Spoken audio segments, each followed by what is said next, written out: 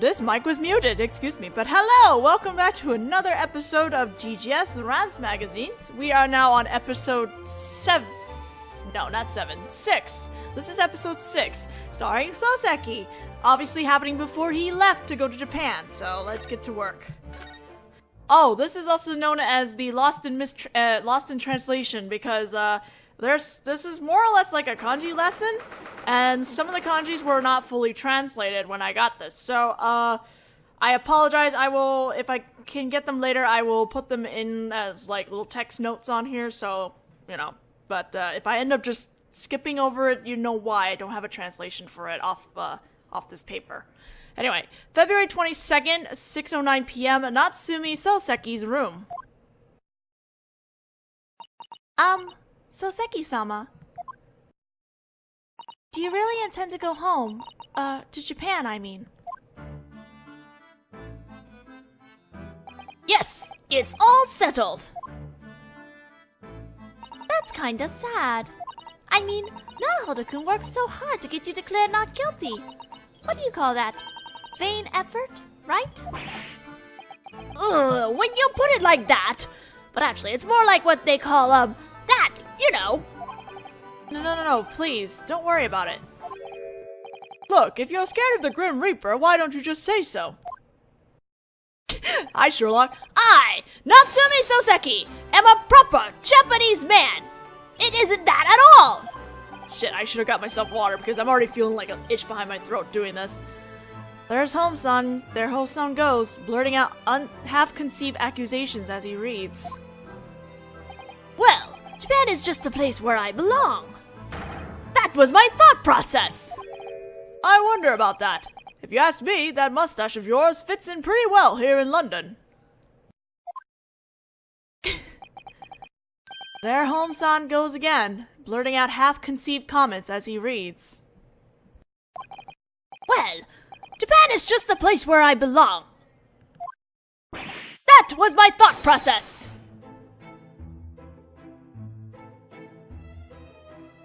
No, I think that's wrong. I think I said that the wrong thing. We are on... Yeah, we're up, sorry. I realized it from the very first day that I arrived in London. By which I mean the fact that everyone in this city is laughing at me. Gales of explosive laughter!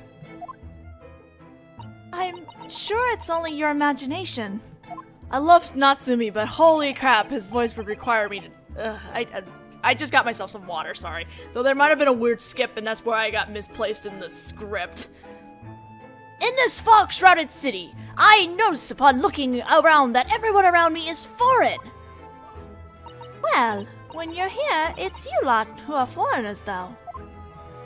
The other day, I was taking a walk in the fog when I saw a boy coming my way from the other side of the street. He was thin and pallid and hunchbacked. I couldn't help feeling a strong connection with him. To think there was someone else in this city as unattractive as I. But then again, I had to wonder, and it turned out that that figure was simply me, reflected in the glass of a small window. Completely earth-shattering! Oh, Soseki. That's... how shall I put this? It must have been a little disheartening. Lords and ladies, in small windows! All of them mock me! Yeah, be sure to include this great detective in your list of people who laugh at you. Jeez, Home-san suddenly came over and took a fierce jab at Soseki-san. I actually think you're pretty cute, Soseki-kun. Isn't that nice, Soseki-san? A 10-year-old girl just gave you a nice compliment. Actually, it wasn't such a bad feeling. Aww. He looks genuinely happy. Let me remind you that we Japanese are a reserved people by nature. An exchange student who could enjoy life in foreign land, surrounded by foreign people. No, there's no such person. Not so long as they are Japanese, anyway. I guess you're right. However, it appears that there was one. A Japanese exchange student who generally enjoyed his life overseas, I mean. Eh?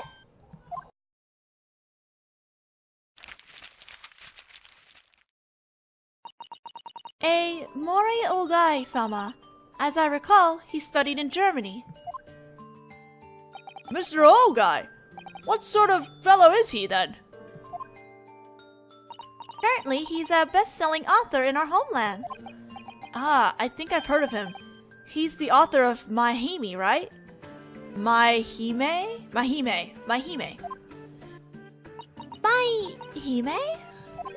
Dancing Queen, maybe? If you were to translate it into English. Right, Dancing Queen, huh?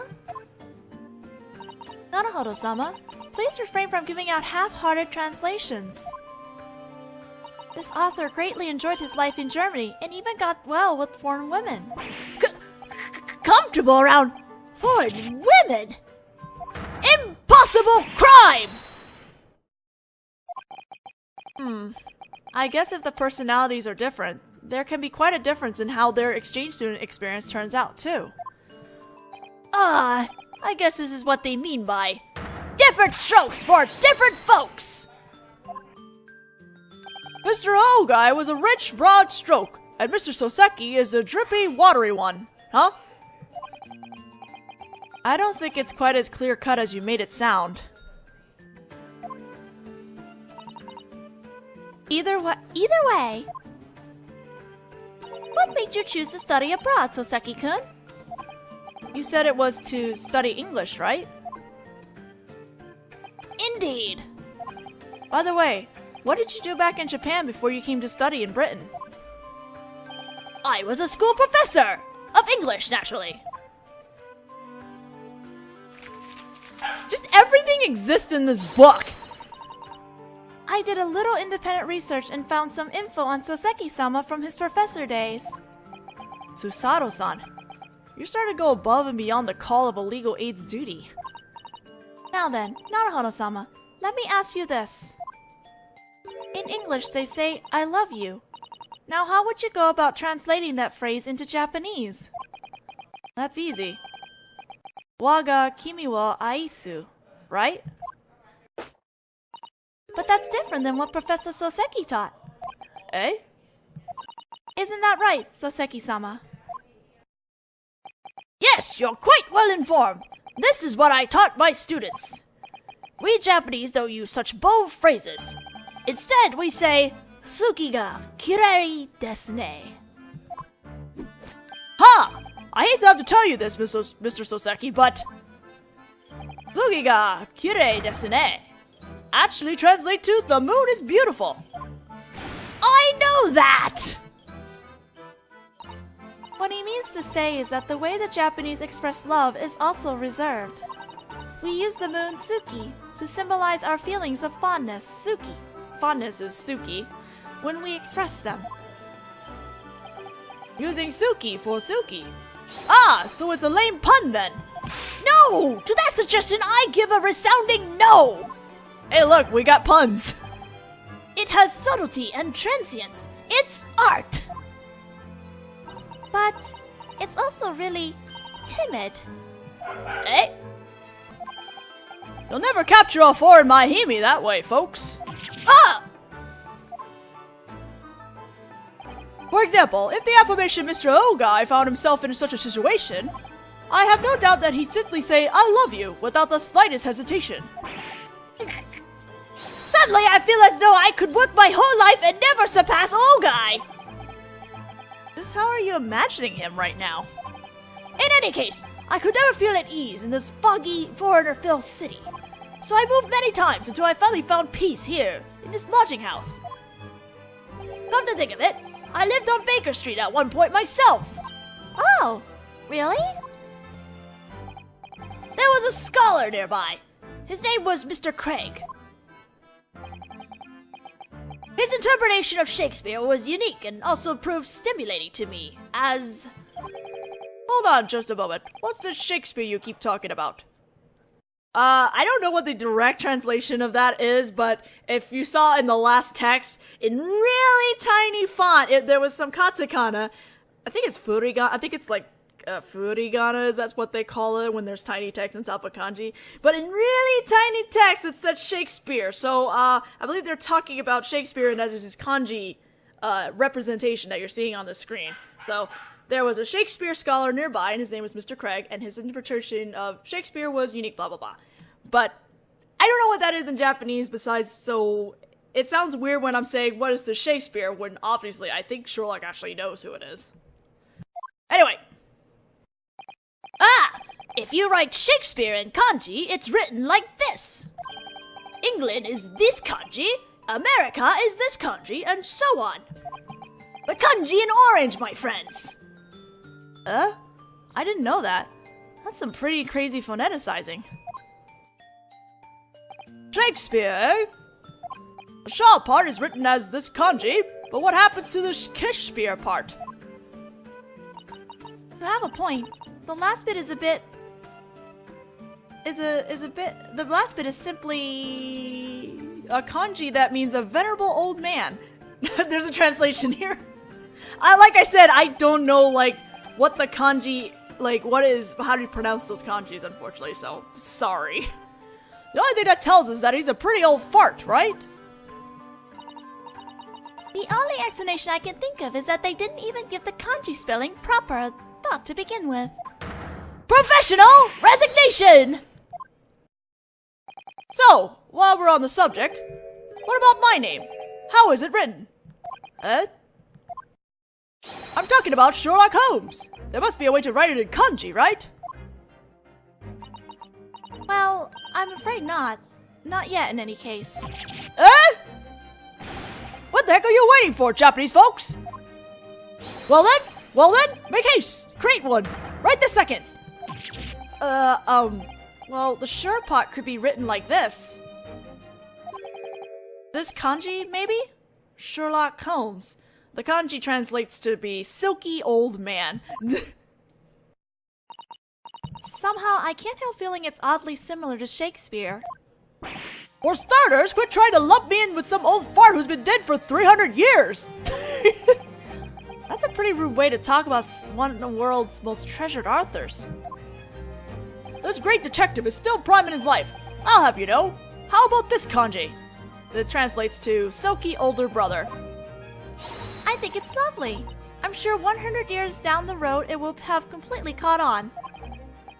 That's a pretty reckless promise there, Susato-san. Well, I'm Iris, so what about something like this? Love Princess. Oh, well, it's certainly cute. I think it suits you well, Iris-sama. Honestly, I think you best not use that one. You might end up accidentally attracting Mr. O guy with a name like that. Sounds like the Mr. O guy in Saseki-san's imagination is quite a shady character. And you, Mr. Naruhodō, I reckon this kanji is a good match for you. Boy in black. Huh, it certainly is an accurate descriptor. Isn't that basically like condemning me to wear my student uniform for the rest of my life? Ouch. More importantly, I don't believe Naruhodō-sama is in need of representative kanji. Well, in any case, I think you should try to enjoy London's culture a bit more, Soseki-kun. Yeah, actually, the landlord's wife said the very same thing to me. Mrs. Garrett, you mean? As a result, I was shown how, and I'm not entirely sure I can refer to that as enjoyment. What do you mean? The bicycle! Bicycle? Oh, now that you mention it. Oh my god, is that his bicycle that was out there? Oh, what happened? There was one sitting out in the front of this boarding house, wasn't there? A bicycle in shockingly bad shape. I told her so many times, but it seems that my pronunciation wasn't good enough because she didn't seem to understand. So I had no choice but to go to a nearby park just to fall over it repeatedly. I would venture a guess that that wasn't a matter of faulty pronunciation. That's Mrs. Garrett for you.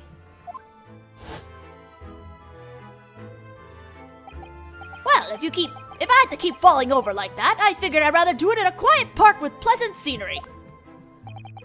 After spending a whole day practicing, I managed to make a small amount of improvement. So then, you ended up learning how to ride it? No, Certainly not. I improved my falling technique, to where I could almost say it didn't even hurt. Oh, Soseki. You keep repeating I fell. And I fell, but... I thought bicycles were designed to be elegantly ridden. That's not but an urban legend, mere illusion and deception. Huh? Just think closely about how the word sounds for a moment. Like bicycle, as in two of the sharp instruments Grim Reapers carry. That's one machine and twice the death. I have enough Grim Reaper worries as it is. I never thought of it like... Oh, wait. Okay. I guess that's like two... That was one whole sentence then. I'm missing some text here. I never thought of it like that before. Well, I strongly recommend that you start! Which is all very well, but... After spending a whole week of doing little but falling over repeatedly, I gradually became unable to even do that. To do even that. And somehow I managed to get it running, a bit unsteadily. Huh. Well, that's good. It's actually similar to deduction. At first, no matter how you try to sell your arbitrary assertions, it just feels awkward, but... if you keep pushing your arbitrary assertions repeatedly over the course of a week, somehow you end up getting some things right. Are you sure that's how deductions are supposed to work? I had no idea. But as I was wobbling along on my bike, I came upon a small stone in the middle of the path. I must avoid that direction at all costs! That was my last conscious thought. But for some reason, my bicycle began to waver over in that direction of its own accord. And it ended up hitting the small stone and shouted, "I knew it!" as I fell again. The way I was unable to control that bicycle was just another reflection of how I'm unable to control my life. Poor Soseki. Yeah, I feel like I kind of understand what you mean. On that note, I think I remember a famous American literary scholar writing something similar. You're right, I've also read that essay. I guess they're true ladies of literature. In any case, that bicycle is basically out of commission now. Well, it makes an interesting story to bring back with you to Japan, so at least it wasn't all that bad, right? You know, besides the pain. That was certainly a neat wrap-up you pulled there. Bicycles, huh? Come to think of it, I haven't ridden one in a while. You know, you're right. What do you say? Shall we all go for a bike ride now? Sure, I wouldn't mind. I'll ride on the back of Susato-san's bike. But look! The sun will be going down soon and it'll be pitch black out! London's gas lamps are surprisingly bright. Plus, it's not that foggy tonight, so it'll be fine. And on top of that, my beloved bicycle is in shockingly bad shape! Oh, come now. If you're going to fall over that, either way, it isn't better than the bike. Isn't it better that the bike is in bad shape to start with? Alright, let's head out then. Okay, Soseki-kun, what do you say? Oh my god. Poor Soseki.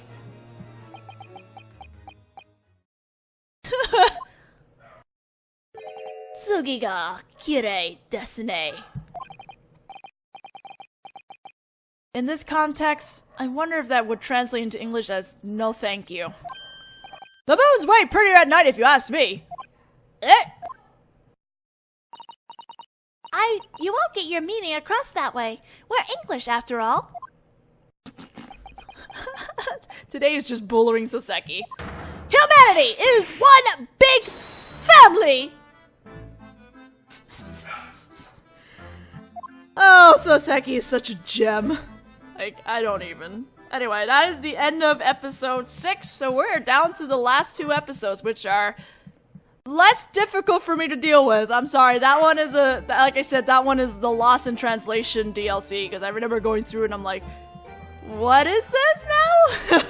But anyway, I'll do my best to try and like properly put the translations up, hopefully in the video when I post this. So thank you again, and I'll see you guys in episode 7.